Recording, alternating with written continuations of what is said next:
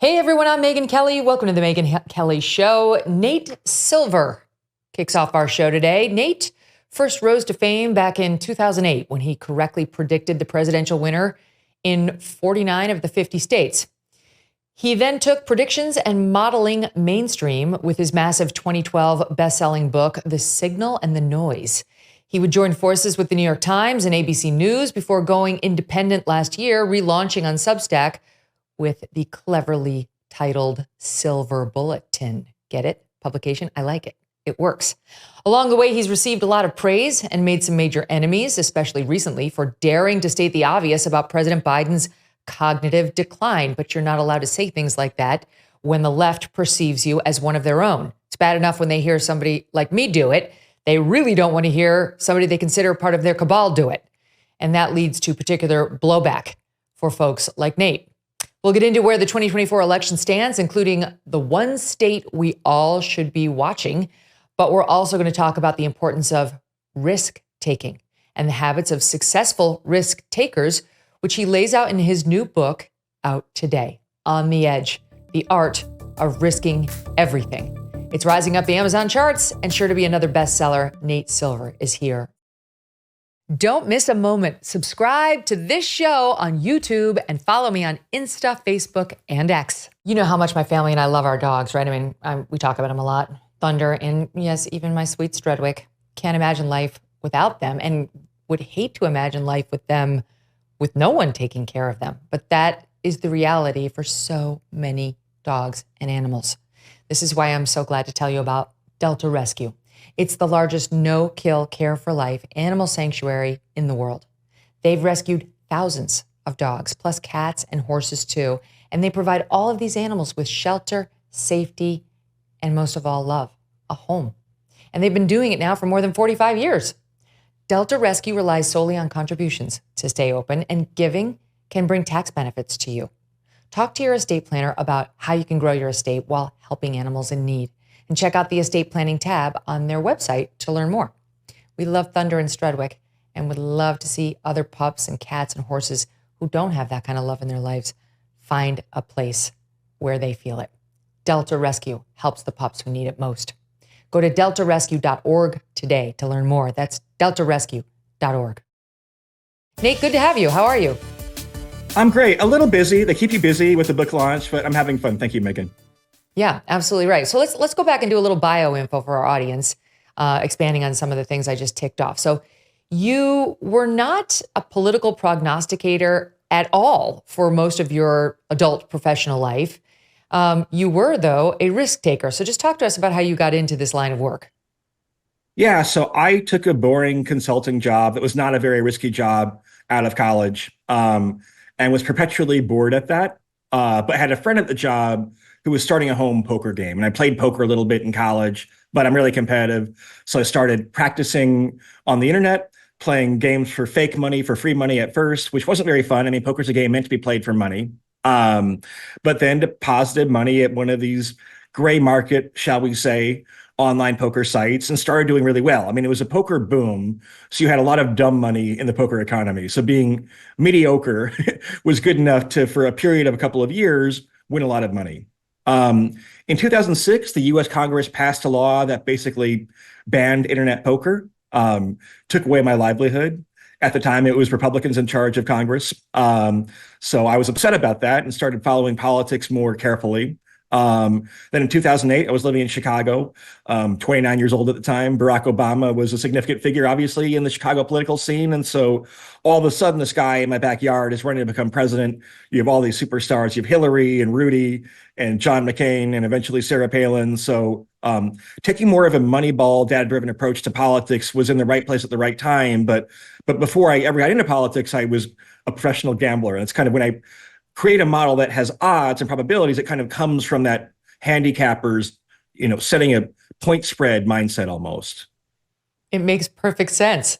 And then you realized you could actually make a different kind of living out of those skills and got into the lane of predicting elections or probabilities of somebody winning elections. And then, I mean, things really took off for you. You became a big star in America after that huge, accurate prediction in 2008. and everybody came to know your name and you were with the New York Times. And then suddenly last year, it all changed and there was a bit of a divorce, which I think we were all surprised to see. And I know officially it was like ABC said it was laying off some people. I can't remember the exacts, but it seemed kind of like bullshit. I see you as somebody who I see myself as in some ways, like you're better off on your own. You don't need these corporate giants behind you. And in fact, I'm sure it's very freeing not to have them. But can you tell us what happened there about how you split and went independent? I mean, the problem is we were like a tiny barnacle on like the blue whale of Disney, where they're facing headwinds in terms of like theme parks and in terms of the cable news bundle collapsing for ABC News and ESPN and things like that. They've never had a strategy for us to make money. So even though I think it could be a very good business, I mean, my newsletter now, I don't want to say the numbers, but it's a very good business. Never sign up for something when someone doesn't have a plan to actually turn it into a real business, because you're depending on the goodwill of the CEO or the founder who brings you in, and it becomes unsustainable when political conditions change. I don't think it was anything other than having to do with the economics of the network, but I think they didn't realize the potential they had in this asset, and they laid off 3/4 of the staff. At that point, my contract was coming up, was going to expire in 3 months anyway. I mean, there was barely a negotiation in the first place, but after that, definitely not a negotiation. But it's been a real blessing. I mean, I just like being independent. The Substack model works really great. I have a podcast now. I have a book. I like dictating my own. I mean, I'm a poker player at heart, right? I don't want to have to play on someone else's schedule. And so it's just very freeing to be able to calibrate and say what you want, how you want it, be a little bit complex to say, I agree with person X about Y, but not Z. It's been great. So what happened with the New York Times and 538?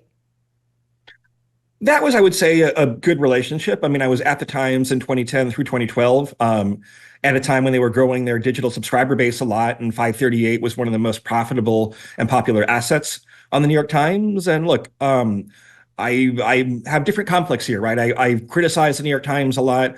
I was a little bit bitter about it when I left them. I also work for them now, sometimes in freelance for them. I think they've become one of the smartest businesses in media. But 10 years ago, I'm not sure that was true. They had a turnover of CEO, and they've always had an issue where the New York Times brand is the brand, and they are afraid of having too much star talent that outweighs the brand, I guess. And so kind of the internal politics were disappointing in a way. I mean, I assumed I'd worked there for many years. I have an apartment that's like walking distance from the Times office. But look, it's been 12 years now, so I'm willing to forgive that one. Mm-hmm. But the reason I ask is I saw a headline on Mediaite the other day suggesting that you were displeased that 538's been, like, the forecast has been suspended. They're now affixing a note to the top of it where it could formally be found, the forecast saying, as of July 21st at 2 p.m. Eastern, President Biden has suspended his campaign for the Democratic Party, for president. And I guess they decided to suspend the forecast. And you suggested, at least according to Mediaite, that this is being done for political reasons. Can you explain that? I don't think it's being done for political reasons as much as maybe to save them a model they don't trust, or that could be embarrassing to them in some ways. They had said back in July that their model had Biden doing substantially better than Kamala Harris, which I don't think made any sense at the time, and definitely doesn't make any sense now, given the polling. Their model actually doesn't look very much at polling. It relies on things like the economy and incumbency. So, I don't know why they don't have the model back on. It's one of the most fascinating periods in American political history. I mean, the amount of attention paid to anything having to do with the horse race and politics and polls is very high right now. So I can't speak to what's going on there. But there's an issue, Megyn, where if you leave a brand and they get to keep the brand name, I mean, 538 I'm no longer associated with it, but they have the brand name. It's a little bit of an awkward spot if you think they're putting out a product that doesn't live up to, I mean, I'm a demanding person, but it doesn't live up to the standards that you created. And they have great people there. The people I work with there are still there, but they hired a new guy that I had feuded with and thought, was not someone I would have hired. And so whatever. I mean, I got the model, I got my model, I have myself. And so I got the valuable things out of that relationship, but it's frustrating to have a version of a product that is not the product that you helped create. That would be horrible. That would be like me somehow losing control of the Megyn Kelly show and being permitted to go off and form my own show, but the new person could call it the Megyn Kelly show. I would hate that. Yeah. But do you think that there is, because maybe they'll start the forecasting now that Kamala's back and it's going well for her. Because to me, it would seem so obvious that they lost interest in doing that when it looked like Joe Biden was doing so poorly. Well, because their forecasts have been the most optimistic forecast for Biden, right? When Biden left the race, they still had it at 50-50, which I think is simply wrong based both on the polling and based on kind of common sense, right? This is a guy who was having trouble delivering even prepared remarks, and certainly anything off a teleprompter was very difficult for the president. So look, I don't know. The guy who runs the model, I think, has definitely seemed like he's more of a partisan leaning Democrat. But look, you need to separate out your rooting interest from your ability to do analysis and reporting, right? Correct. I am, full disclosure, I will vote probably for Kamala Harris. It's not going to matter. It's in New York. But if Trump is ahead by 3 points in Pennsylvania on election day, then that's what our forecast will reflect. And I'm not going to spin it. And I'm not going to indulge, critiques from Democrats. Because people say all of a sudden, when we had Trump way ahead, they're like, oh, Nate is MAGA now, right? Nate's being funded by the right wing. And now that it's 50-50 again, or we actually have Harris slightly ahead, then, oh, you're back in good graces. I think people don't understand that some folks are able to separate out their journalism from, I think it's fine as a citizen to have opinions about public affairs. And for transparency reasons, to even articulate that for context when you're going on a media appearance or writing about the election. But we can decouple these things from one another. I think people should hold themselves to a higher standard of being able to, walk and chew gum at the same time. Yeah, it's been a while since I've taken statistics and probability, but those seem like models that one could follow irrespective of one's bias. However, I guess there are some people who put inputs into the models that could change the outcome, and they do. It's a fine line because when you're building a model, especially for elections, the other thing I do is sports. And in sports, there are hundreds of NFL games played every year and thousands of baseball games. It's easier to kind of have the data speak for itself. For elections, we have one election every 4 years. The political climate is always changing. Conditions are different. So you have to be more assumption driven. And that requires you to think very carefully about what are the assumptions I make if I actually had to bet my own money on this election? That's the standard I think people should use, because otherwise you get in a trap where your rooting interest tends to, surface in all types of different ways with all these decisions you make when you build the forecasts and how you average the polls together or what standards you have for X and Y and Z. So it's a hard problem, actually. It's a difficult problem. And the longevity I have, having done it since 2008, is a real asset because it's not my first rodeo. Mm-hmm. So, all right. So just to take a look at your latest probability, you've got Harris at 54.8% chance of winning the Electoral College, Trump at 44.7%. So not quite a 10-point difference between them, but the race has shifted dramatically toward the Dems' favor since the substitution. We went back and, I know that you know this, but you had predicted that Hillary had something like a 71% probability of winning in 2016. She didn't win. So that's just as a caution for the audience that this doesn't mean that Harris is going to win.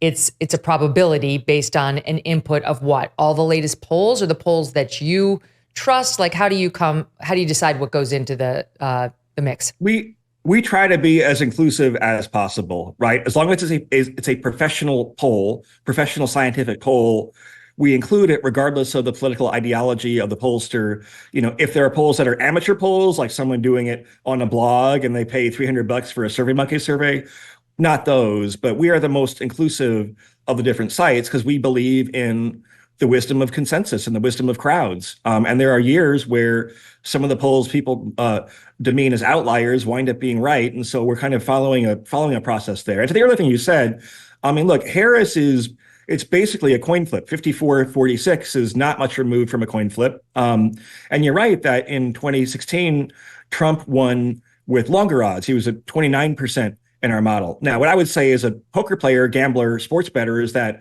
you look at where is your prediction relative to the market. The the belief there, and if you wanted to bet on Trump, you could get odds of 6-1 on Trump. So we said it should be actually 3-1. So if you're a gambler and you looked at our forecast, you'd say, I have a good bet on Trump because when it pays off, it'll pay off more than enough to make up for the times when the favorite wins. So from my standpoint, that was what I call a plus expected value forecast, meaning you play out the election 100 times and you make money from it. But understandably, not many people before have come from this poker playing background into becoming this prominent election forecaster. So understandably, I know why kind of like the conventional media is not going to get that. And that's okay. It's a hazard of doing the job. But I do want to emphasize that the uncertainty is there for a reason. The polls can be off. They were off in both 2016 and 2020. 2020, Biden had a big enough lead in the polls that he held on, but they were off by 4 or 5 points again in states like Wisconsin.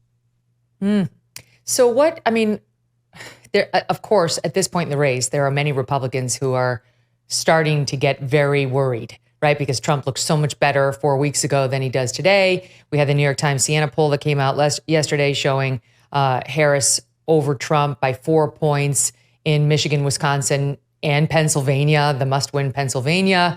We had Cook Political Report moving 3 states in the Sun Belt from lean R to toss-up, including Arizona, Georgia, and Nevada, which Trump had been looking really good in Nevada, which is not historically blue, but red, but he'd been looking really good there. So a lot of Republicans are starting to get very nervous with these polls coming in. You've got Trafalgar, which is historically, I guess, more friendly toward Republican voters. They understand them a little bit better. I think the way he polls is very interesting. He's got likely voters, at least in Pennsylvania today, Trump up 2, all within the margin of error. So how do we make sense of today's polling on this race? I mean, that's kind of exactly what a polling average is designed for, where it includes the New York Times and it includes the Trafalgars. I don't mean to totally compare them. I mean, we have pollster ratings based on their historical accuracy, and Trafalgar has had great years and not so great years, for example.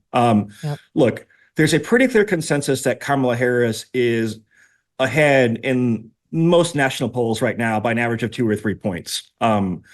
National polls, however, do not determine the election because the popular vote doesn't determine the election.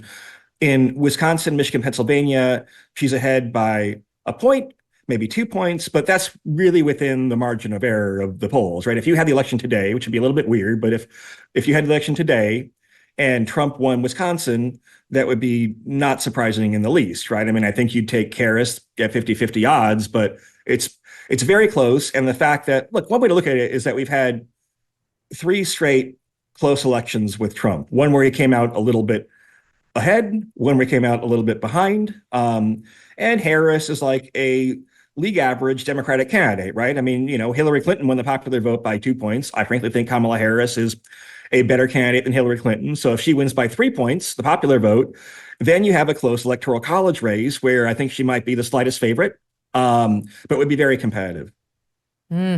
Okay. So to those despairing on the right, it's too soon for that. To those celebrating on the left, same message.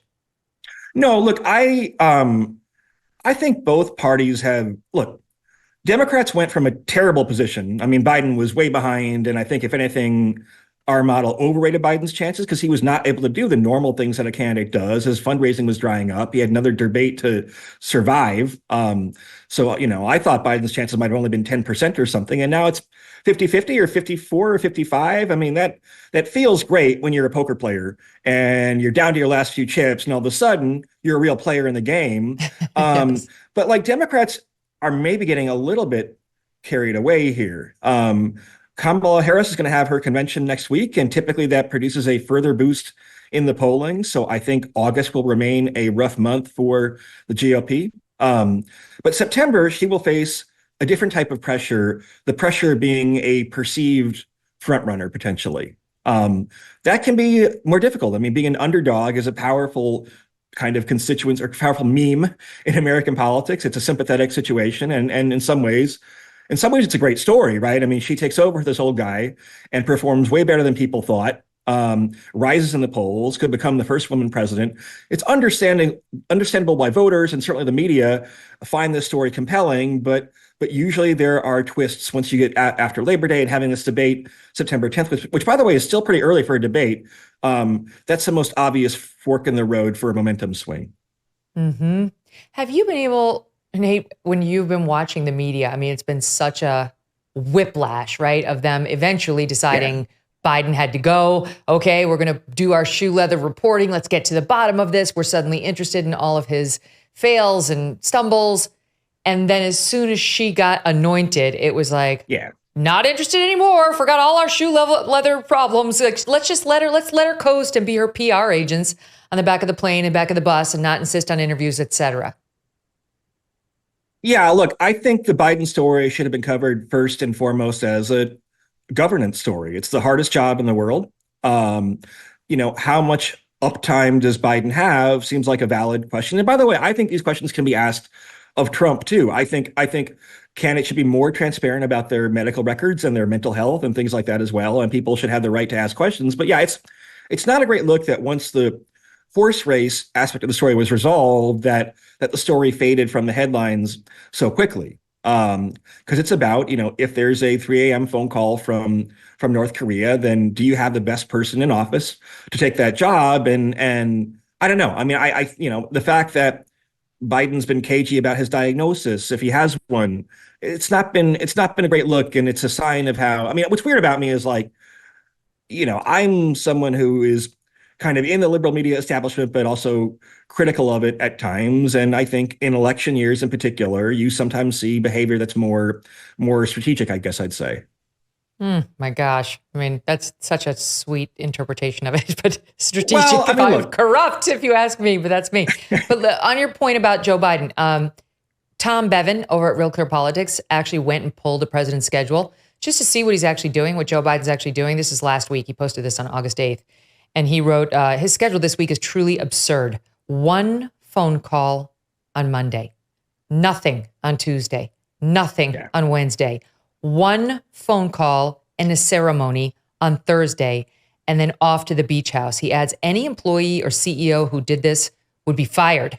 Biden is the leader of the free world, working 10 hours a week, and our media couldn't care less. They want him to coast, I guess. They feel like he deserves it because he stepped down. So it's like out of respect, even though we have two wars going, the Middle East and Ukraine, and we may be seeing an expansion of one or both. Yeah, look, there are various things. There's like the old Goldwater rule about not wanting to diagnose a candidate's physical or mental health from afar. But look, audience capture is a thing too. And even the more highbrow, center-left outlets will publish more stories that get more page views and get more traction. Those are generally stories that have good news for their Democratic-leaning audience, right? So just organically, that can sometimes emerge. I mean, I've worked for the New York Times, and I don't think they kind of consciously go out and say, let's cater to the left today. But I think their readership leans that way, and so you have, that's reflected in the coverage a little bit. Yeah, and so do the reporters, which has an effect too. Yeah, and look, Roger Ailes used to say that. Roger, I was just going to say at Fox, Roger understood that when you hire young journalists, they're going to be left-leaning. Like young people tend to be left-leaning, certainly young people out of journalism school. And he understood that. You weren't not hired at Fox because you were a left-leaning person. You just got the talk about that's not what we do here. If you want to just write left-leaning things for left-leaning readers, go someplace else. If you actually want to do fair and balanced news, which is, Brit Hume used to call it like pick money up off the street. It's just like the whole lane of stories not told, not touched in a fair way. Then you can work here. But I don't think that reporters at the New York Times get that speech.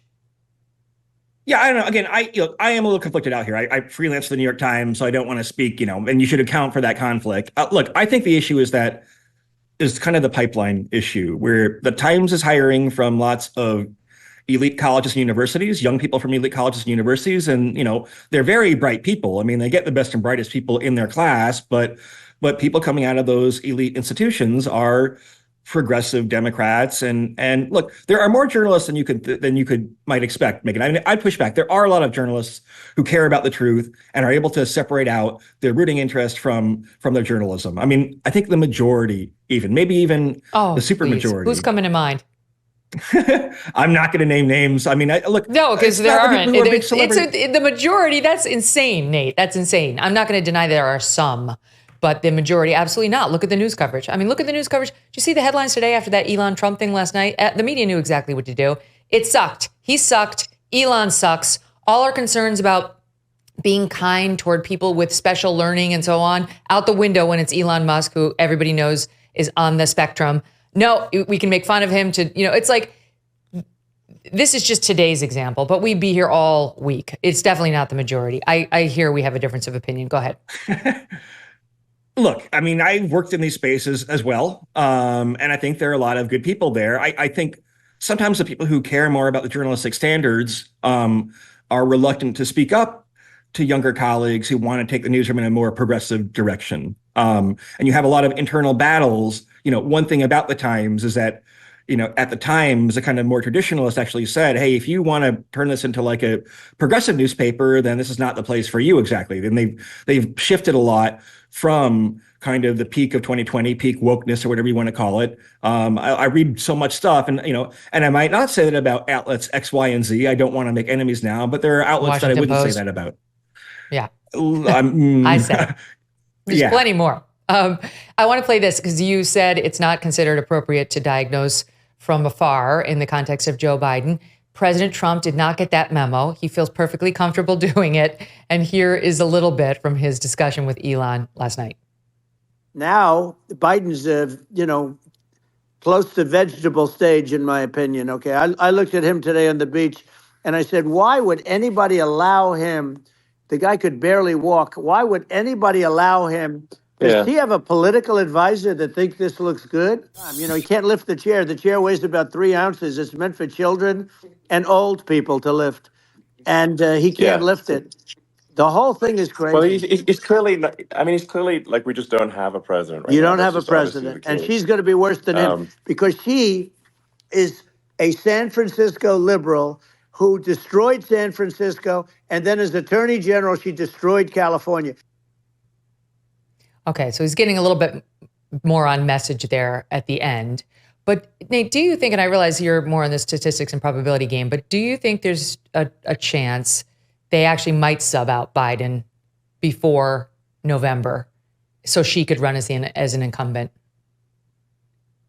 I mean, I don't know that we can connote an advantage to her. It would certainly make her campaigning schedule more difficult. But I do think there's a chance just because if you I spent a lot of time looking at curves, right? Curves for how baseball players are going to do or how the polls are trending. And the trajectory for Biden is, seems to be pretty negative. That instead of an occasional senior moment, that's kind of like the norm now. And we also know if you look at actuarial tables or if you've just had older relatives, that once you kind of hit the late 70s, early 80s, that you often hit an inflection point where someone goes from having good days most of the time to bad days most of the time.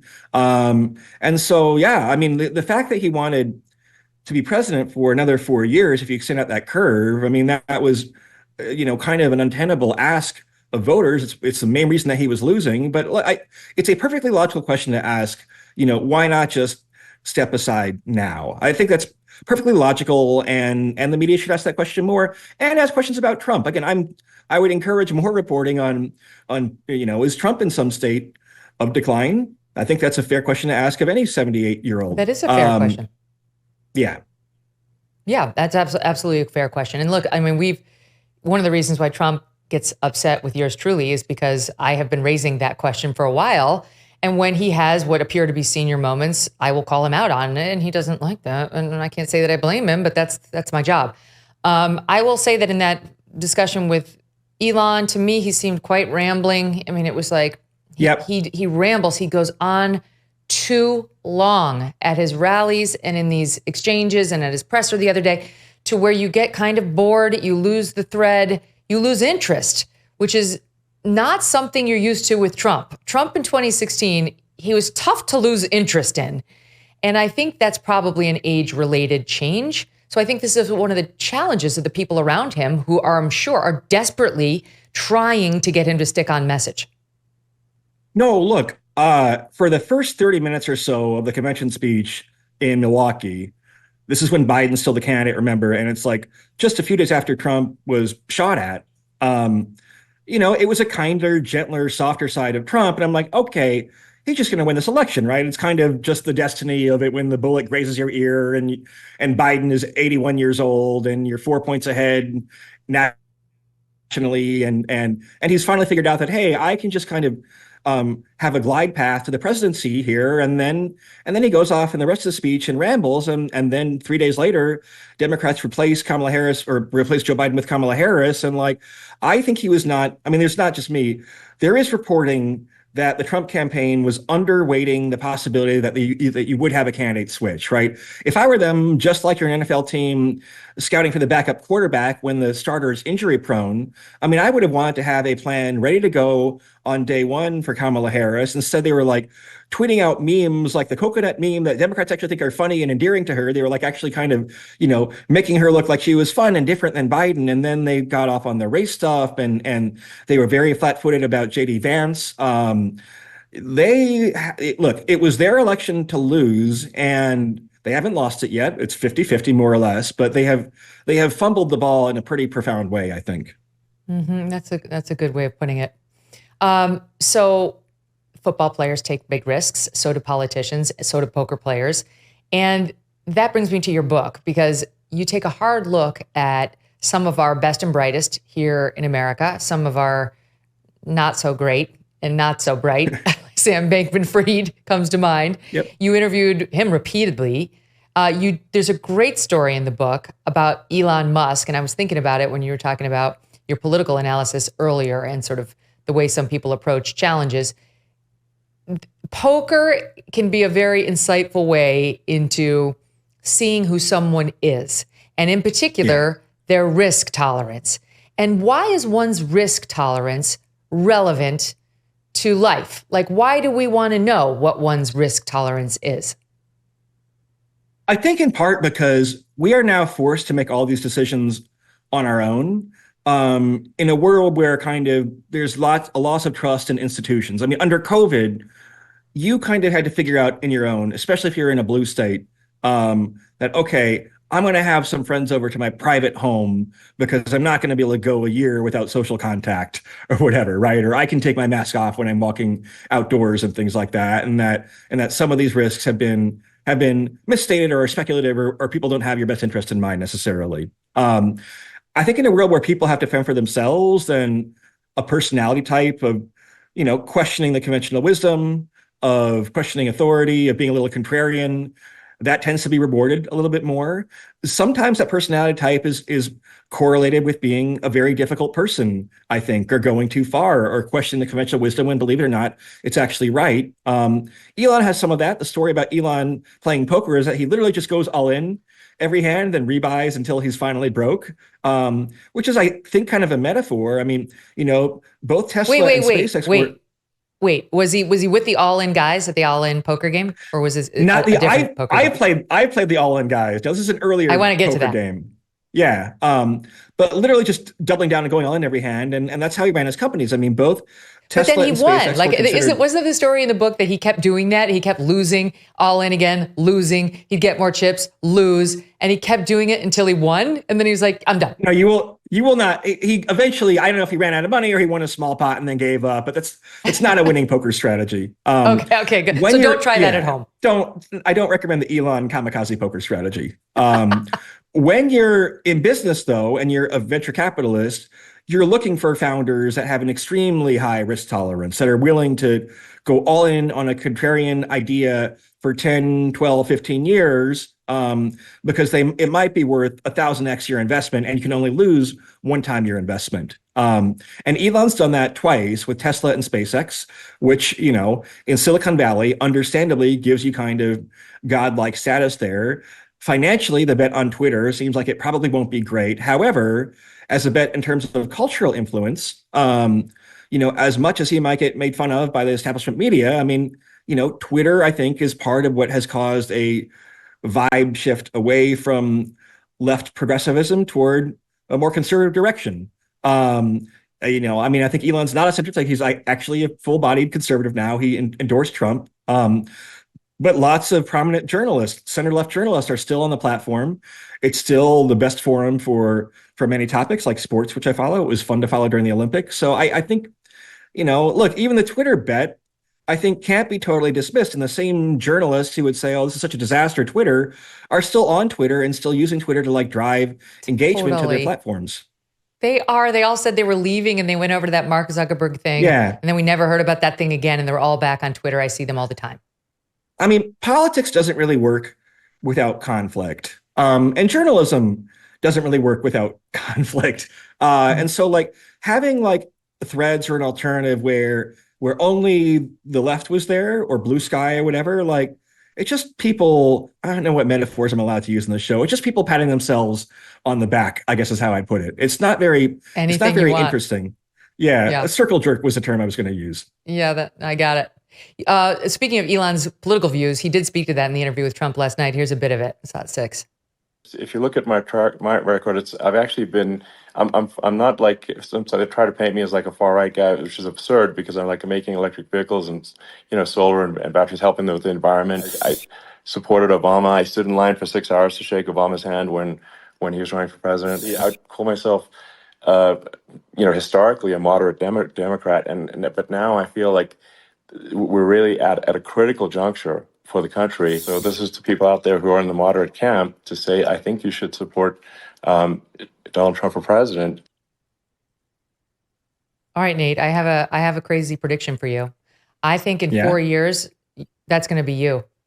I can see your eyes starting to open. I've been watching your evolution on X, and I see you. You are going from somebody who is committed on the left, New York Times guy, to more heterodox. You challenged a lot of the COVID lockdowns and the madness. You see the lunacy on some of these, media stories. That's my prediction. In 4 years, you're going to be sounding just like that. I would be surprised because I think in part we've seen some acknowledgement on the left that they need to course correct a little bit.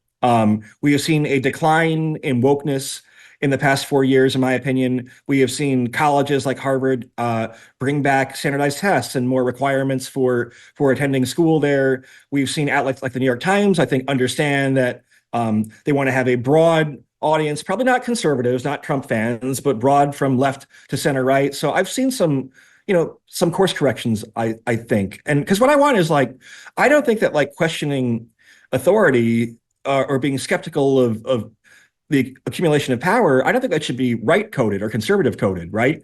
Maybe it should be left coded. I don't know. But like, the fact that like, questioning the experts is now seen as being something which is very right wing. I mean, that used to be a value I associated with skepticism, a value associated with liberalism. And I can get to, if you want to get into political theory about, I call myself, I'm a liberal, but I'm not on the left. And I hope that, for a long period of time in American politics, there's been a coalition between liberalism, which is an Enlightenment political tradition, and the left that might be breaking down to some degrees. But I don't find like, Elon's political turn very appealing, for example. He's also tweeting out things that are misinformation, and he's gotten like red pilled in a lot of ways. And I think I'm truly independent. And like I said, I'm a Kamala Harris voter this year. There are Republicans apart from Trump that I would undoubtedly find more appealing. But I know it's a cliche. I feel like I have stood in place and other people have abandoned their values a little bit. I think my faith in institutions has gone down a little bit with the COVID things and some of the things happening in higher education and so forth. I mean, there have been a lot of scandals in the Catholic Church, for example. There are good reasons why people have become less trusting of institutions and authority, and I'm sympathetic to those. There are certainly more people in my world that have the permission structure to vote for Trump has opened up in my kind of poker playing, risk taking world. That's opened up, but I am not with the program myself, and I don't think I will be in 4 years. I mean, like I've seen this happen to a lot of people. I'm just saying it's my prediction, it's my statistics and probability, which again I haven't taken since 10th grade, so take it with a big grain of salt. But I see you on an evolutionary path that I've seen many times, and I do think you're right. The ground underneath your feet shifts. I mean, I really don't see myself as feeling any different about my issues than I felt when I was at Fox News, and people used to say, oh, she's a centrist, she's a moderate. Now they say I'm somebody on the far right. Somebody even says alt-right. I don't even know what that is anymore. But, if being against children cutting off healthy body parts without their parents' permission, it makes you alt-right, then okay, whatever, you can call me what you want. Some of us have got our core issues. Let me just ask you, can I just ask you, and then I want to talk more about the book, but can you explain to me as a Democrat how you could vote for Kamala Harris when we've got the open border? And I mean, these are my two biggest issues, not in this order. You got the open border and you've got the child transition problem. I mean, you've got kids cutting off healthy body parts and being sterilized by regimes in states that just think it's fine, even without parental permission, schools hiding it from parents, life-altering, life-changing. I realize it's a small segment of the population, but to me, it's just like, these are children. How can we support any party that will facilitate this? Not a judgment on you, just want it explained. I mean, I'm not a Democrat. I'm actually a registered Republican. I registered as Republican in 2016 to vote against Trump in the GOP primary in New York. Because I live in a very blue district, so your vote has a lot more leverage if you're Republican in my district. I have no opinion on those other topics. I'm not a Democrat, and I think Trump has some paths that are more obvious. I mean, I think inflation and immigration. I think people in the media overrate on both sides the culture war stuff a little bit. I know it gets people riled up, but if I were Trump, I'd talk about immigration and Harris's left-wing record in California. I'm running in 2020, and not go for the culture war stuff as much. Okay, but that doesn't answer. I'm trying to figure out how a relatively moderate, reasonable, smart, likable guy can pull the lever for somebody who's going to facilitate more of this. Is it just that it's not a priority? It's not like on your list of things that make you pull the lever for one person or the other. It doesn't affect me in any way. And I think, I kind of lean a little bit libertarian, and I understand that you have issues when it comes to children, but it's something where there is more heat than light. It's not an issue that, I have trans friends, and I think it's a complicated issue. I think lots of movements go too far in different directions, but it's not my issue. I mean, for me, the disqualifying issue for Trump is January 6th. I just think it's fundamentally disqualifying. In the same way as I thought that Biden's age was also disqualifying. I was planning to vote Libertarian or some other third party. You could argue that Trump's age is also disqualifying. I would like to see a constitutional amendment where you can't be inaugurated when you're past the age of 75. So to me, it's a matter of January 6th disqualifying, 86-year-old president disqualifying. Now I have someone who's qualified, and I'm certainly not on the far left. I'm very much in the center. But if you eliminate one choice, then you have one other choice, and that's the choice I'll make as an irrelevant voter in New York. I know. Well, I've been an irrelevant voter in New York my whole life, so I understand. Though now I'm an irrelevant voter in Connecticut. I'm not trying to put my value system on you. It's just those things are so important to me. I hit my head against my desk, not understanding why people don't see it as I do. And then I remind myself, not everybody sees things as you do. Just for the record, though, it's not about trans people. It's about the children. Okay, let's talk more about the book, because explain to me what it means to be a Riverian. I want to get the pronunciation right, because I've only I've only seen it written as opposed to hearing you speak it. Yeah, a Riverian means a resident of the river, which are these people who combine being very analytical, quantitative, with being really risk-taking and competitive. So that's the canonical example of a poker player. They are really good with math. They're also good with reading people in some particular way, at least. But they really want to win. I mean, poker players are insanely competitive. And it's also the mindset when I talk to venture capitalists and founders in Silicon Valley.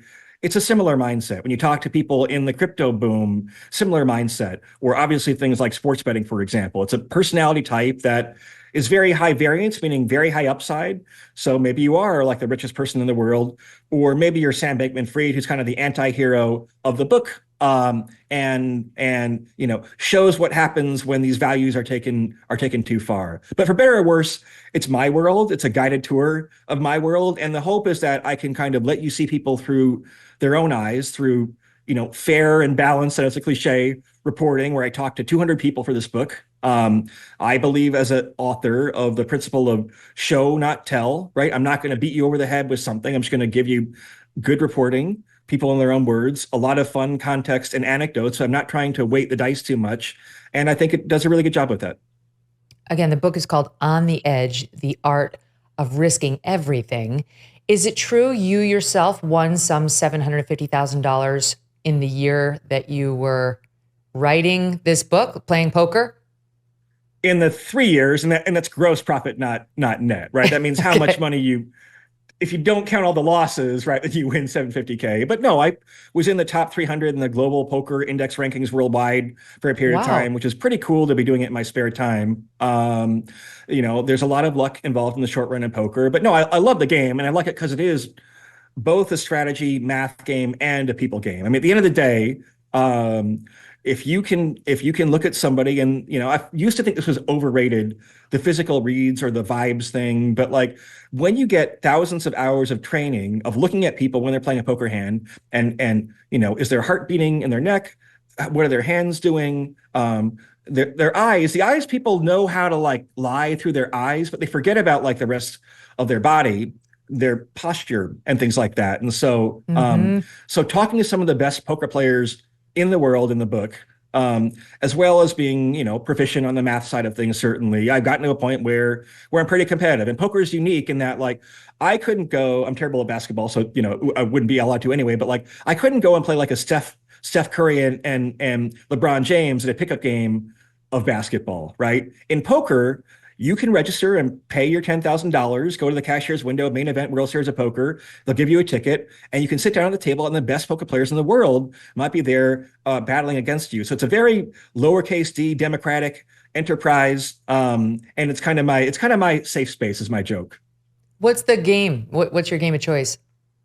I mostly play Texas Hold'em. That's the most popular game. It's a 2-card game where you get 2 cards face down, so you have no information about what someone has apart from their betting patterns. Now, would your methods work against, say, my children? I mean, I have a 14, a 13, and an 11-year-old. They love to play poker. Would they work against a child, right? They probably wouldn't be bluffing a whole lot of the time, but they're reading their emotions is such a different game. Kids are pretty good at deception, I think, actually. I have a friend who wrote a book about, like, if you apply game theory to parenting, because sometimes when you have kids, I don't have kids myself, but like, if you have kids in your extended family, you're doing a little bit of negotiating with them sometimes, right? I'll offer you X if you're behaving, and otherwise we'll do Y, and here's the carrot and here's a stick. I think your kids might be pretty good at poker, Megyn.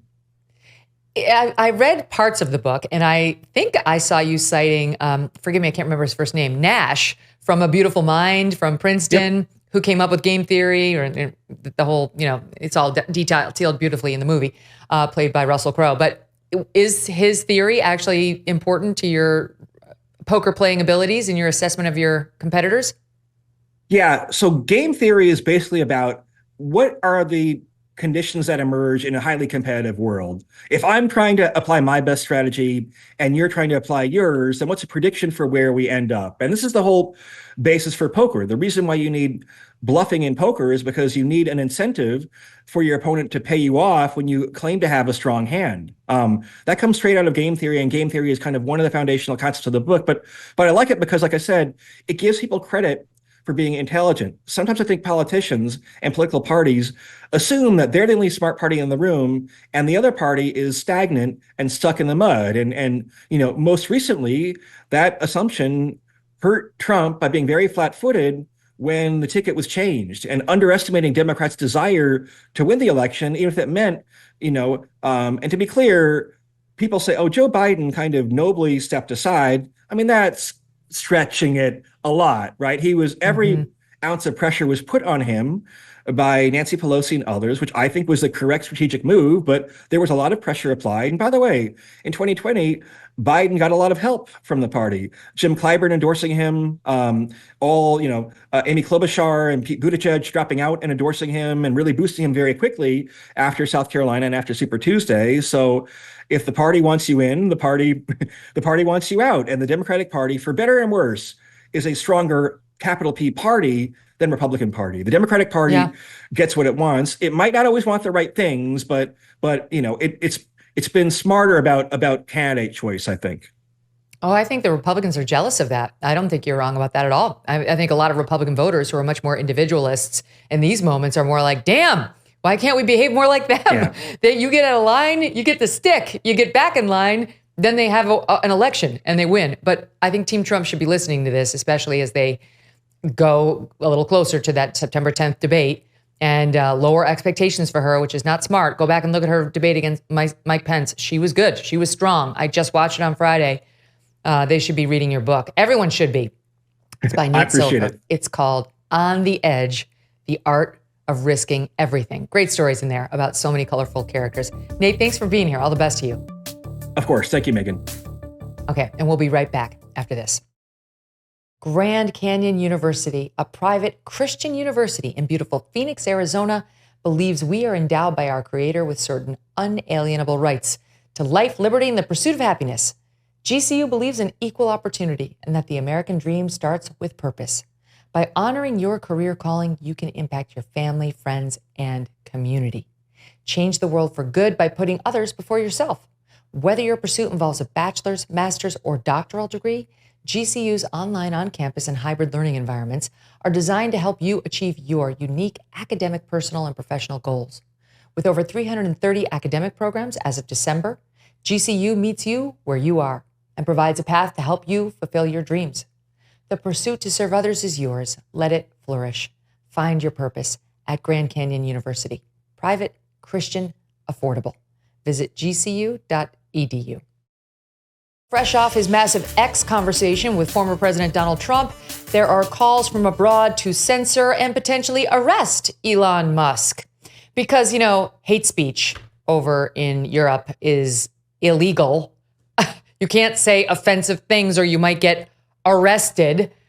And God forbid you platform Donald Trump and he insults some. This is so ridiculous. Elon responded perfectly. I'll tell you exactly what happened. And college students are returning to campuses this month, and there's a new plan for how they will show their anti-Israel support for the Palestinians. Cutting class. Yes, they're going to be doing massive sick outs, I guess, which seems like an improvement on Tentifada, but we'll see. Commentators and co-authors of the fantastic book Stolen Youth, Bethany Mandel and Karol Markowicz, join me now to discuss all these and more headlines. Bethany, Karol, welcome back. Hi, Megyn. So nice to be on with you again.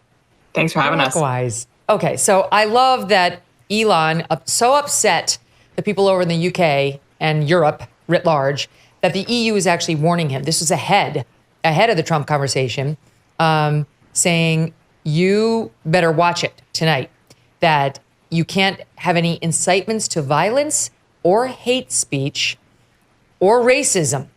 And if you do, you could potentially be arrested. You're having that exact plan, an arrest argued for in the paper today, suggesting really that's the only thing that will make Elon listen to these international, in particular European constrictions on speech. And Elon's response to this was to fuck off. I'll get the exact quote. It was better than that. I think it was, to be precise, go fuck your face. That was... That was. Is it something about precise. Us that we just let loose? I love when Megyn curses with us. I know. Every time. I'm just trying to be accurate in my reporting of the story, Bethany. So yes. How did you think it went last night? And what do you make of the advanced leftist freakout about the platforming of hate? He's one of the candidates running for president. Do the people really think that he shouldn't be platformed? What country are we living in? And I love Elon using the F words. I love him using it creatively. That's all terrific. But, I would say that we fought a war not to care what Europe thinks. And so here we are. We shouldn't worry about their insane anti-free speech laws because we live in America. Elon is now an American. This is not our problem anymore, that you guys can't deal with the fact that people will say things that you disagree with.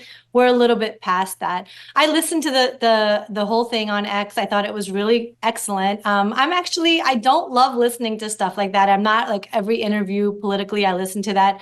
I don't. And I really enjoyed that. It was casual. It was smart. I heard things that I never heard before from Donald Trump.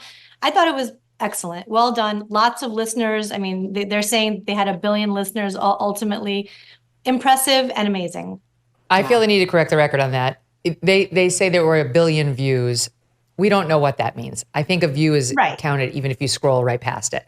I mean, there's no way there were 1 billion views of that, actual watches of that last night, because if there were, it would be the lead story in every newspaper and publication worldwide. Like that's not, but I'm sure there were tons of eyeballs. It's just, this is an X marketing device that they use to try to boost whatever big thing they're getting behind. That's just for the record.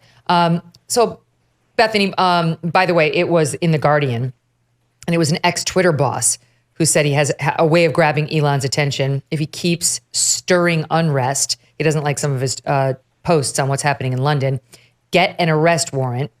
And same thing, talking about how it was clear from my 8 years at the platform that there's something lost in translation between British interpretations of free speech and those parroted by a U.S. libertarian interpretation of the concept. Correct, sir. Correct. There is something lost in translation. It's called the U.S. Constitution, and that's what we follow over here. We don't follow your definitions of hate speech. Thank God, as Karol points out, whole war was fought to get rid of those shackles. Yeah, no, thank God.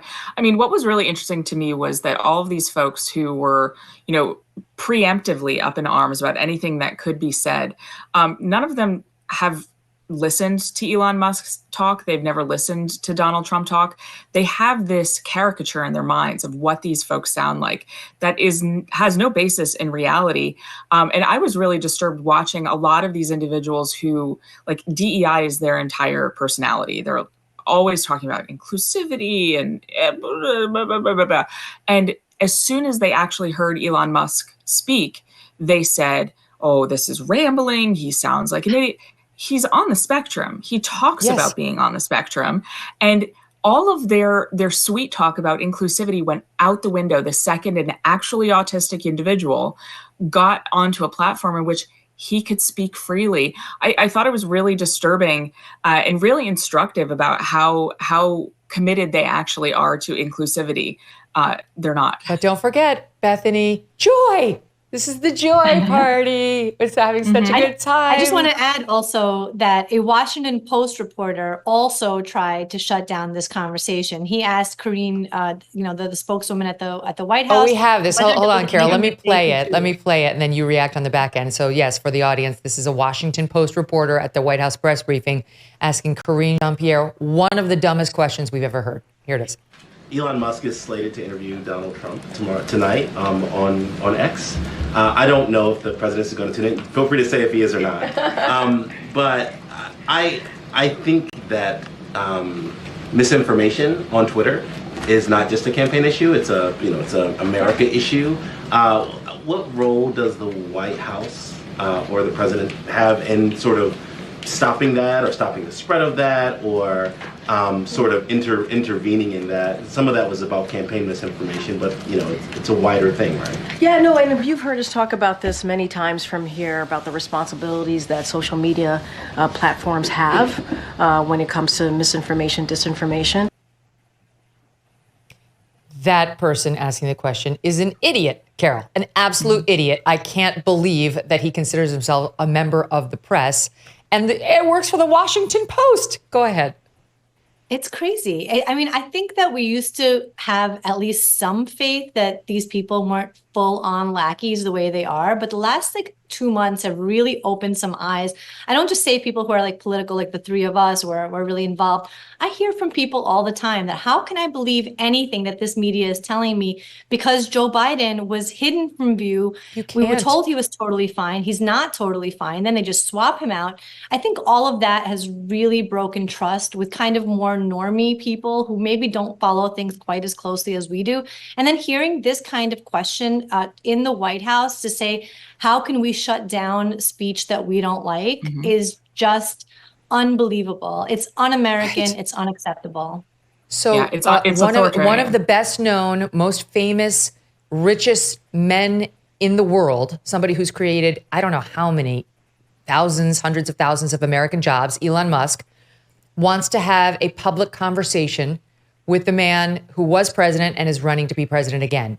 And the question at the White House by a member of the White House press corps is, what are you going to do to stop it?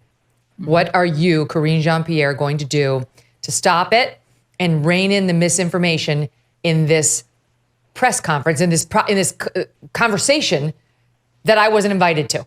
I mean, he could listen, but that I'm not allowed to participate in. See, I am the gatekeeper. That's what he's saying. I get to decide what the parameters are. And I feel really uncomfortable when people are going outside of my controlled circles, like to X with Elon, and having a free-flowing conversation, Bethany. He's literally, you can see he's uncomfortable with it. Yeah, no, it's completely authoritarian.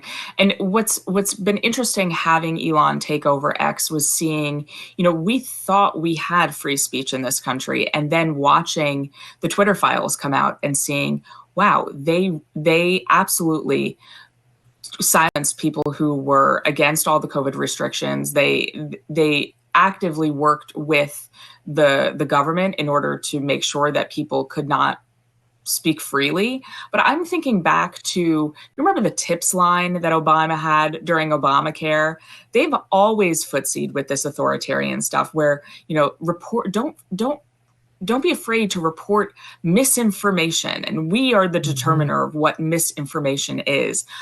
We saw that really, really balloon during COVID. One of the disturbing things that I heard again and again from doctors when we were researching stolen youth was that they said that the medical associations were making it possible for them to lose their licenses if they spoke misinformation about COVID. And then that definition of misinformation then spread to misinformation about reproductive rights. And you could not give misinformation about reproductive rights if you were an OBGYN. So all of this stuff, all of this authoritarian leanings, it has been going on for 10 years, but really, really hit the gas during COVID. The conversation was fascinating. I said before on the show, to me, Trump was too rambly. He's just got to write tight, Trump, write tight. Keep it tight. It's too long. You can't follow. And I'm in the business, so it's like regular civilians are like, I only have a limited amount of time for this. I got to put my kids to bed. I got to get ready for work. You got to write tight. Anyway, but there were some fascinating exchanges. Here was one in which Trump was trying to make the case against Kamala. It's that one. Obviously, what's happening sort of overnight is they're rewriting history and making Kamala sound like a moderate when in fact she is far left, like far left. Worse than Bernie Sanders. She is considered more liberal by far than Bernie Sanders. She's a radical left lunatic. And if she's going to be our president, very quickly, you're not going to have a country anymore. And she'll go back to all of the things that she believes in. She believes in defunding the police. She believes in no fracking, zero. Now all of a sudden she's saying, no, I really want to see fracking. If they got in, the day she got in, she'll end fracking. Okay, now this is my lead up to the next topic. So that was good. That was actually solid by Trump, not rambling, up and down on a point, hit her on a few different things. Good. But too often what we get is the rallies where they're these long, rambling, 90-minute rhetorical journeys. They don't get anywhere near the pickup that they once got. The channels aren't just putting him on TV like they did in 2016 because he was a ratings machine. That's either not working anymore or they've just finally realized that that's actually not appropriate. I said it in 2016 and I'll say it again. You shouldn't just take one side's rallies and put them on television. That's not okay for journalists. But anyway, so he's not getting the pickup he wants. And the polls are not looking anywhere near as strong for Trump as they were. It shows a very tight race. The latest New York Times Siena poll shows it's her race by 4 points in Wisconsin, Michigan, and Pennsylvania. But that's not good. Enter Peter Navarro. Peter Navarro, a Trump loyalist. He went to jail because he was held in contempt of Congress for not giving up Trump state secrets, his conversations with Trump around J6. And he's out of jail. He's sitting in for another man who's in jail for the same alleged crime, and that's Steve Bannon, hosting War Room.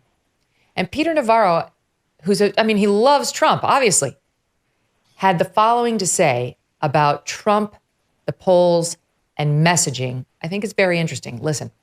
The problem you have with giant figures like Donald Trump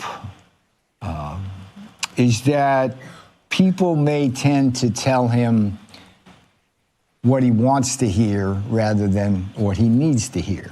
But clearly, the last 3 weeks have been difficult.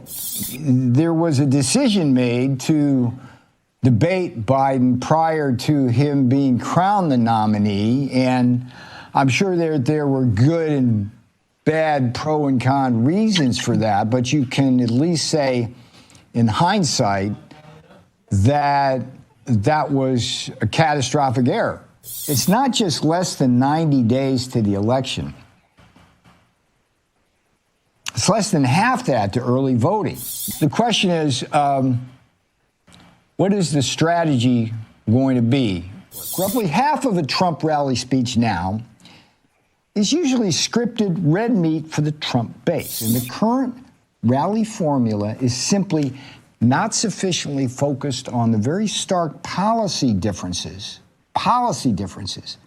between him and Kamala Harris. That when Trump attacks Harris personally rather than on policy, Harris's support among swing voters rises. What do you make of it? Does he have a good point? Karol, start with you. Absolutely. Yeah. I mean, look, I think that anybody who wants Donald Trump to win would tell him, run on the issues. Your support will rise if you remind people that just before, COVID, their lives were going great. Economy was going great. The country was going in a good direction. No wars, etc. He has an argument to make, but he keeps falling back into this childish name calling, nickname giving thing that resonates with his base, but the base is already there. They're already coming to vote for him. He doesn't need that. He needs a swing voter who's saying, wow, I'm actually thinking about voting for Donald Trump, but then he keeps pushing them away. I think that it's absolutely correct that he can win those voters on the issues. But if he keeps playing these games, I just don't know. And the funny thing is, the Trump campaign keeps saying that Kamala's not talking to the press, and they keep pointing this out. Trump should maybe talk to the press just a little bit less, a little bit less press, a little bit more, talking to union workers in Michigan and trying to get their vote, a little less talking to the New York Times. Well, here was Peter Navarro's prescription, Bethany, which is equally interesting. He says, first idea, the former president immediately begins entering into an interactive jumbotron policy dialogue with Harris. Once Kamala's words are played, then Trump offers his side. And most importantly, he says Trump offers a set of concrete solutions. That's one. Two, before each rally, Trump should hold a press conference with different officials on different issues. Example, Rick Grinnell on foreign policy. And they get into specifically what happened during Biden-Harris and what Trump would do differently were he to be placed in the Oval Office again. Third, insert his own remarks with American citizens harmed by the Biden-Harris administration policies. Like in Pennsylvania, you'd have fracking workers who have lost their jobs. Put that in the middle of the rallies. That could get some pickup. Fourth, rallies must start on time and only last 55 minutes. Less is more. This is back to my right tight. What do you, Bethany, that's so simple. Do we have a person in Donald Trump who is capable of taking this advice? So during the debate, we saw a disciplined Donald Trump that we had never seen before. That Donald Trump was killing it. We have not really seen that discipline since the assassination attempt. And listen, I think he's rattled. Someone can't shoot at your head and shoot you through the air and not get rattled. So I think there is definitely that component of it. I was really frustrated, and I actually wrote a column for Newsweek, and it came out today, about JD Vance, because I think a lot of these criticisms can be made of the vice presidential candidate as well. He went on all the Sunday shows and he talked about how Kamala Harris, all of his woman comments were indicative of the fact that Kamala Harris is anti-family, which I think she is, and I think the Democratic Party is. But the fact is, he sat there and said that his prescription was a $5,000 child's tax credit. And, as a mother of 6, I'm more than all for that. But he skipped the vote. There was a vote for an increased child tax credit a week and a half ago, and he skipped the vote. And so I'm sitting there thinking, you have the opportunity to do that as a legislator right now. Just like when people say to Kamala Harris, like, all of these lofty goals, you're in office right now, you could be doing these things. I say the same to JD Vance. And he gave another example of, it was the child tax credits and then COVID. And he sat there talking about all of the excesses that happened in blue states. And nobody talked about that more than the three of us. But all of those policies about masks were written by the CDC under the Trump White House. I have, as a journalist, tried to figure out who wrote those policies. Why did they differ from the WHO? Because the WHO said that kids should be wearing masks much older when they're more developmentally ready to do that. I have never gotten an answer about why the CDC under President Trump differed so drastically from the WHO. And so when I ceded control to Fauci and all of his, band of brothers and sisters there who are so zealous. But wait, I do want to say something about the child tax credit, because I will confess to you, I've paid almost no attention to that debate. But JD Vance raised it when he was on my show, and he keeps raising it. So I actually did start looking into it. The reason he didn't show up, I'm sure, this piece is speculation. He didn't show up for the vote. It was defeated by the Republican Senate, by the Republicans in the Senate. And the reason the Republicans came out against that child tax credit as proposed, and you still have a child tax credit, but they were going to revise and change it a bit, was because they said you've changed it from like a tax rebate that you would get upon paying taxes to just a gift. It's no longer, under the Democrats' new plan, linked to income. It's like, it's not going to be a write-off under the new proposal. It's just going to be a gift, which looks like welfare, which Republicans oppose. And there was a long piece in National Review by Marco Rubio a couple months ago that really laid out a strong case for why that wasn't a good bill. He likes the child tax credit, and Republicans they're the ones who raised it from $1,000 to $2,000 back in 2017. But they were saying this is a bad proposal because it changes it into sheer welfare. Yeah, I mean, I think it was frustrating that he didn't show up and that there wasn't a conversation. And so they ceded the ground on this whole conversation to Democrats. They made it look really bad because they blocked it and there was no viable alternative offered on the floor. He just didn't show up. And recognizing he is running for vice president, but it's not a good look when you're sitting there saying, my solution is X, and you don't show up to the vote and you don't have anything to say, nor has he said anything publicly that I've seen. And I wrote a column about it. I got to hear more from JD on why he didn't show up, but it wouldn't have mattered. It went down by, I think, 4 or 5 votes. So his vote would not have made the difference. And I have to say, personally, I'm against that. I am against that kind of, it should be tied to income. That's bullshit. We shouldn't just be handing out, with all due respect to you and your 6 kids, you shouldn't just get a check because you have 6 kids. It should be tied to income, which is what the Republicans did. It was originally tied to income tax, sheer income tax. Then they added in your Social Security tax payments that it could work against, which was good for parents. And then the Democrats were like, let's forget all of that and just give and that just seems like a vote-getting welfare mechanism that generally Republicans would not support and didn't hear. Okay, so let's keep going because I just had on Nate Silver. He sounded the alarm the other way. Like, don't panic, Karol, was what he was saying. He's like, yes, she's got I think it was a 56% probability of winning right now to Trump's. She's 46, he's 46, he's 54. You know what I'm trying to say. 54, 46, Kamala. Mm-hmm. Don't panic, though, because it's early and because she's still in the honeymoon period, which is going to go into this convention, but then things will settle down. The other side of the ledger is, as Peter Navarro was saying, early voting begins in weeks. And this media seems determined to just run cover for her and all of her leftist Marxist policies, not to mention Walz's, until we get past the point of banking real votes. Yeah, well, I would say that like Nate Silver, I play poker. So when it's 53-47 and I have the 53, I don't feel great about it. I don't feel great about it until the hand's over. So I don't think anybody should be resting on any laurels on either side right now. I think there was a moment in the Trump campaign where they thought they were unstoppable. And then obviously They swapped out Joe Biden for Kamala Harris, injected a new enthusiasm into the race for the Dems. Anything could happen. And look, they're going into their convention. The Democrats are going to have their convention. I'm sure they're going to get a bump out of it, unless the Hamasniks take it over and really make it the disaster that it might become. And the Trump campaign has to be ready for this. They can't just say, we are comfortable with where we are. I think neither side could really say that, but I think for a long time, the Trump campaign just was on a trajectory where they didn't think anything could stop them. So I don't think anybody should be comfortable right now. I don't think either side should be resting. I'm them. I'm in, Michigan, Wisconsin, Pennsylvania, over and over and over again. I think they should listen to Peter Navarro. North Carolina, should listen to Peter Navarro. Also. I do think this anti-Israel thing could be interesting.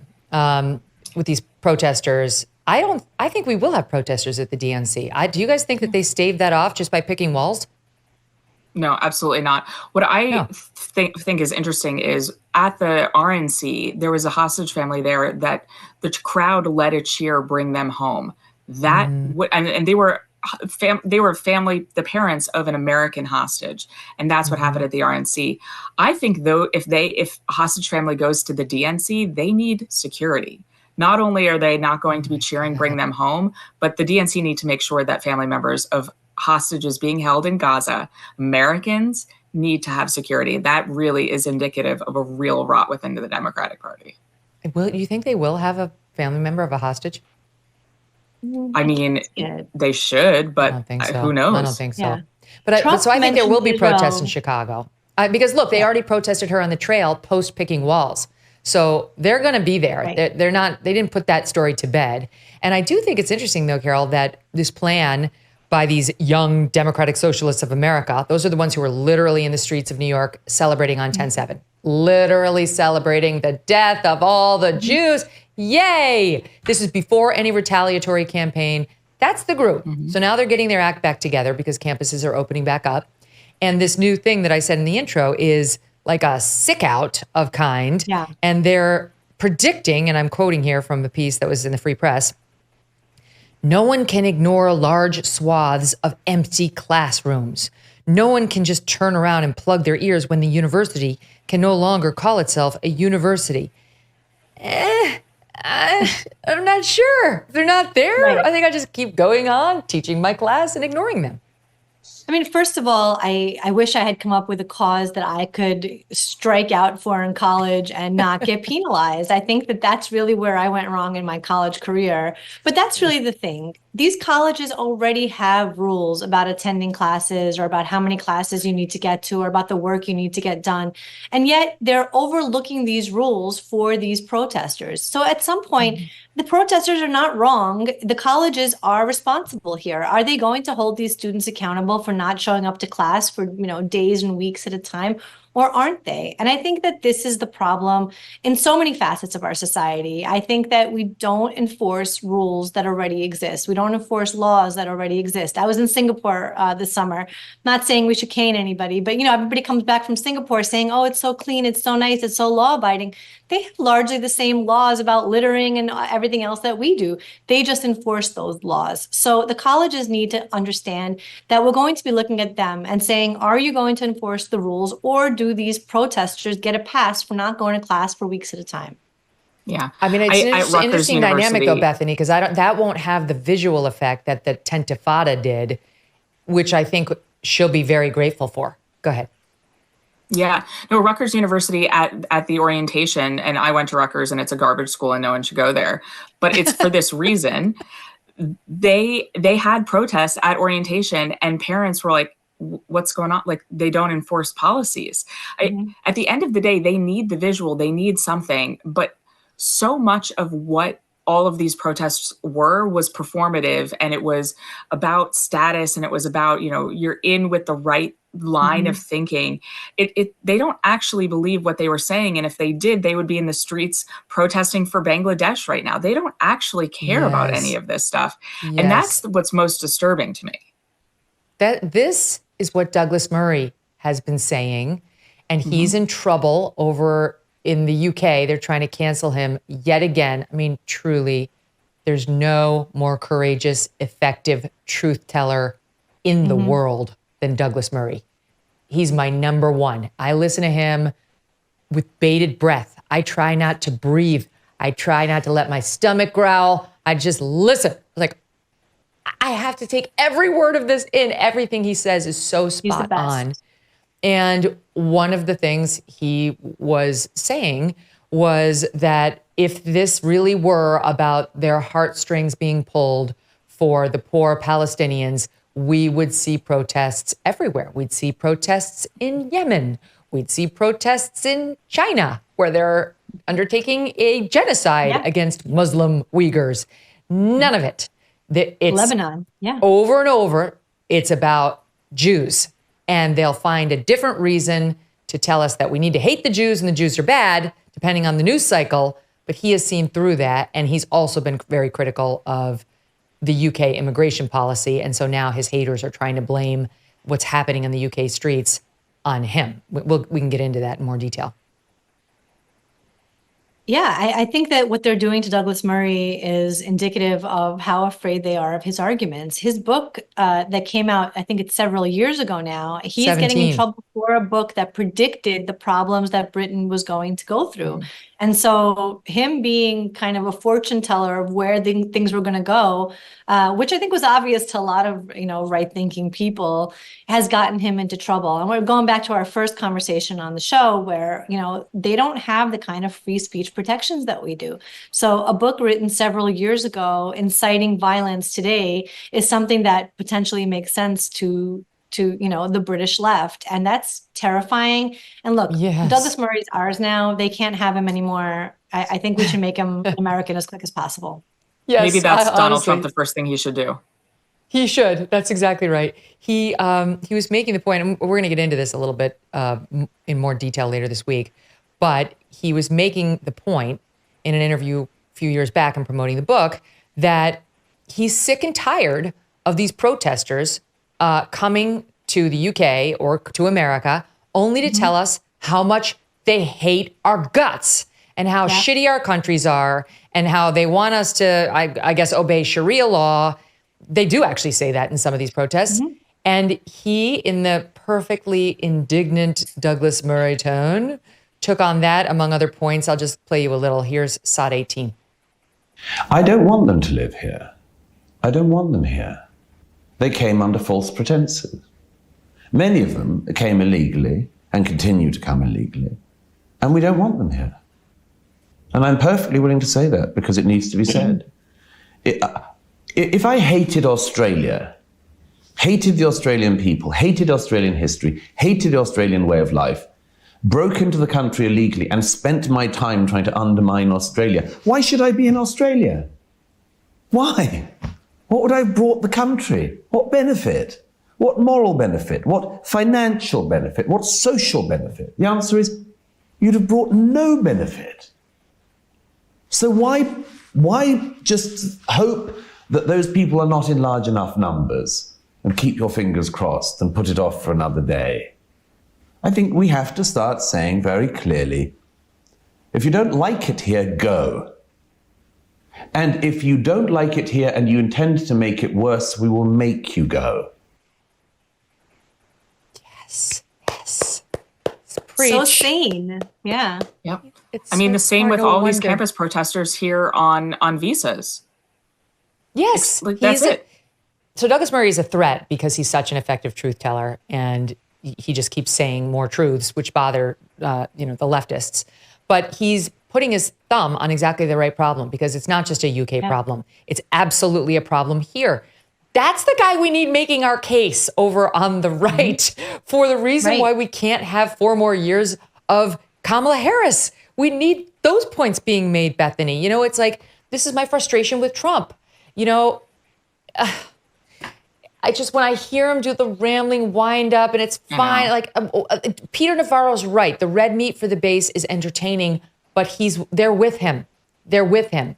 You need those kinds of arguments being made about what a terrible position we've all been put in because of our open border, and how now things are going to get more explosive. We just saw a woman get raped at gunpoint this week in New York in front of her spouse or fiance.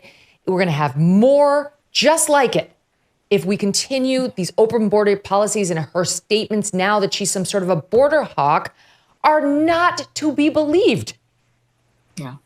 Yeah, I thought that one of the best portions of the space last night with Elon Musk was when Trump talked about October 7th, and he said, that can happen here. And I think that that's a lot of why Americans are not paying attention to the fact that Americans are being held in Gaza, because we think that we're somehow immune. We're not immune. We have people coming over the border who are threats to national security, who want to commit another 10/7 here. September 11th was history for a lot of people, but there are a lot of voters who remember that day and they'll never forget it. And we need to put on our go back machine and remember those moments, remember that feeling, because we can have that here. And if we continue these open border policies, we're absolutely going to see a replay of October 7th here. Not only has she been pretty squishy on Israel and this whole conflict, but she chooses Tim Walz. And in the news this week is the fact that he's apparently pretty tight with this guy in Minnesota. Hold on, I want to make sure I get his name correct. Imam Assad Zaman. He is a, quote, Hitler-promoting imam, according to the DC Examiner, a master teacher, according to Tim Walz, and he offered Tim Walz lessons over some period of time. Tim Walz admits they, quote, spent time together, in which he was giving Tim Walz some sort of lessons. And this is a guy who is apparently a big fan of Adolf Hitler, and Walz has appeared with him several times. He's a local Muslim leader in Minnesota. He has justified Hamas terrorist violence, reading here from a Breitbart piece, which is quoting the Washington Examiner.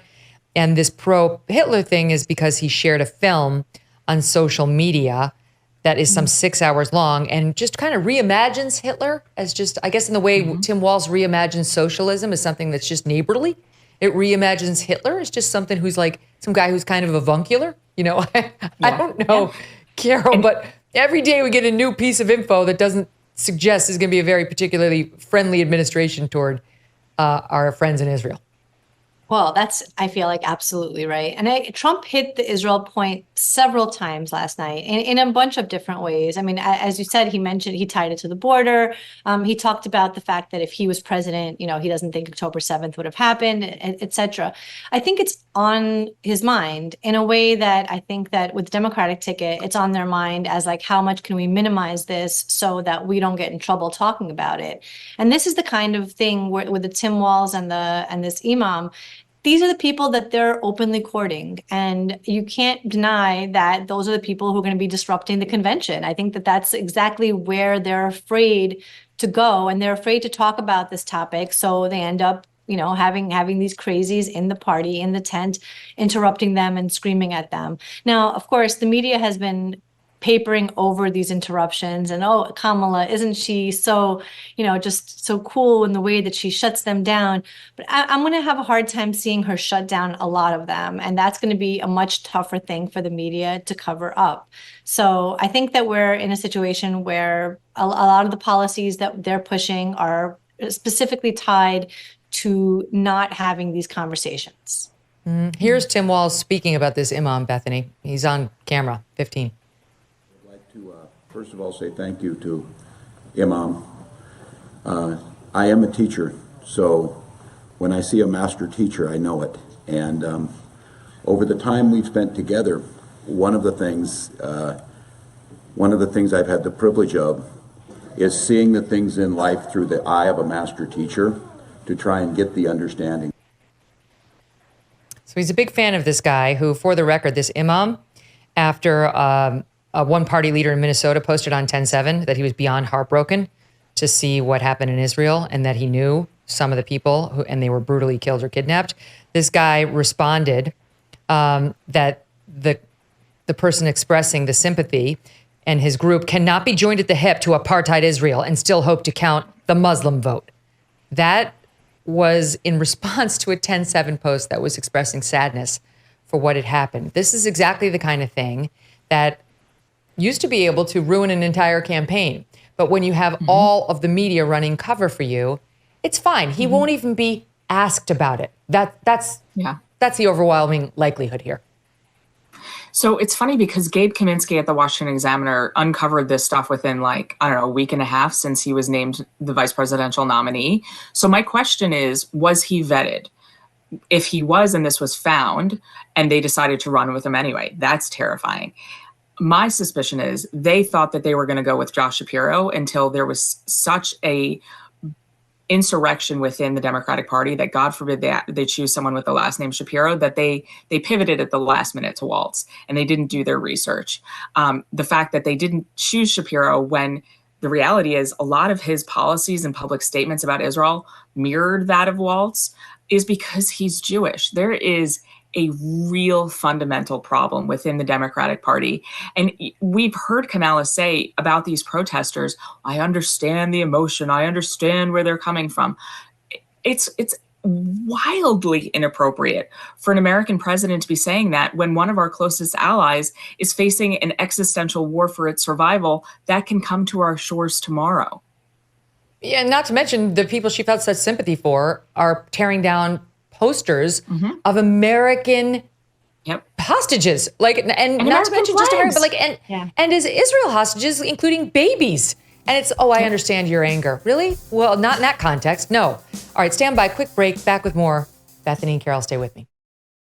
Some Americans enjoy using their credit cards because it can be a hassle-free way to pay, not to mention a secure one. But our sponsor, the American Payments Coalition, says that some DC politicians would like to change all that with the Durbin-Marshall credit card bill. They say this bill lets corporate megastores pick how your credit card is processed, allowing them to use untested payment networks that jeopardize your data security and rewards. They say corporate megastores will make more money and you'll wind up paying the price. Find out more info at guardyourcard.com and consider telling Congress to guard your card while you're there, too. Are you ready to transform your nights and elevate your days? Discover the unparalleled comfort and luxury of Cozy Earth. I love Cozy Earth. I love their bamboo sheet set and their towels and their loungewear. Their sheet set's made with premium viscose from bamboo, and these sheets are incredibly soft, and they get softer with every wash. And their breathability, unmatched. They keep you cool all night, every night, which gives you a better day the next day. But that's not all. Cozy Earth's bath collection is a game changer, especially the Luxe bath sheets. These towels, crafted with a unique blend of cotton and bamboo viscose, using innovative technology, are impossibly soft and plush.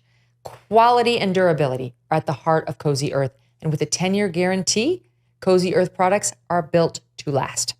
Upgrade your nights, transform your days with Cozy Earth. Just go to CozyEarth.com/Megyn and use code Megyn for up to 40% off your order. CozyEarth.com/MEGYN for up to 40% off. Mention you heard about Cozy Earth on our show, and they're going to send you a pair of free socks. How do you like them apples? Check it out.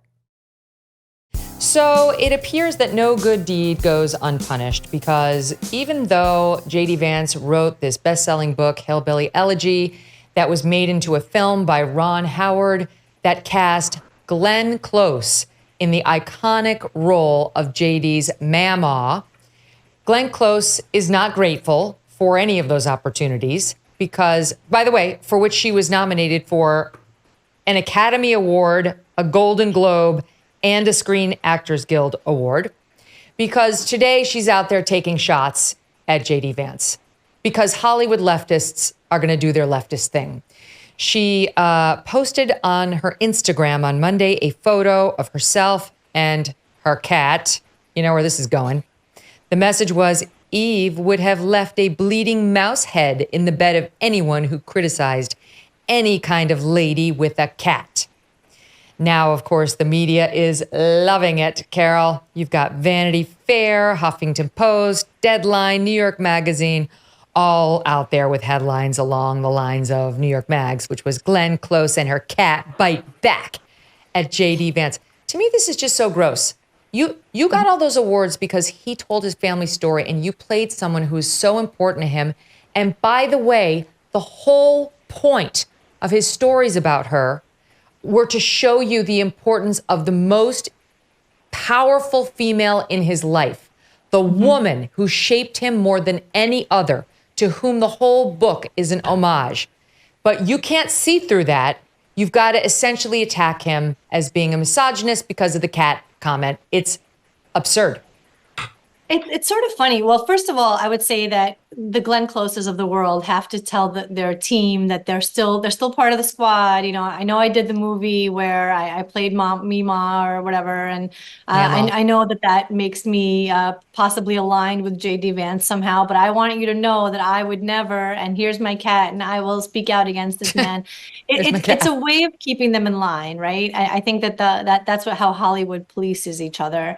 But of course, there's no waiting for the media to be fair. And I think that they love covering this kind of thing. Celine Dion asked them not to play, one of her songs at their rallies. And it was just all over the media. They enjoy so much covering these meaningless squabbles because they can't cover what Kamala's saying. She's not really saying anything. So this is what they do instead. I think it's just so nasty, honestly. Like I had this, Bethany, I've told a story before, but like Charlize Theron and her friends basically cribbed my entire book for that movie Bombshell. And she played Yours Truly. And then on her press tour, she just went out and kept dumping on me. It was like, first of all, you stole my book. You stole my very intimate story. And you didn't pay me anything, not that it was for sale. And then you took all this time to play this story. You took absolutely no time to actually get to know me. And then you decided to just spend your whole press tour dumping on me. Like, what? Hollywood is disgusting. Just take your fucking award and slink away.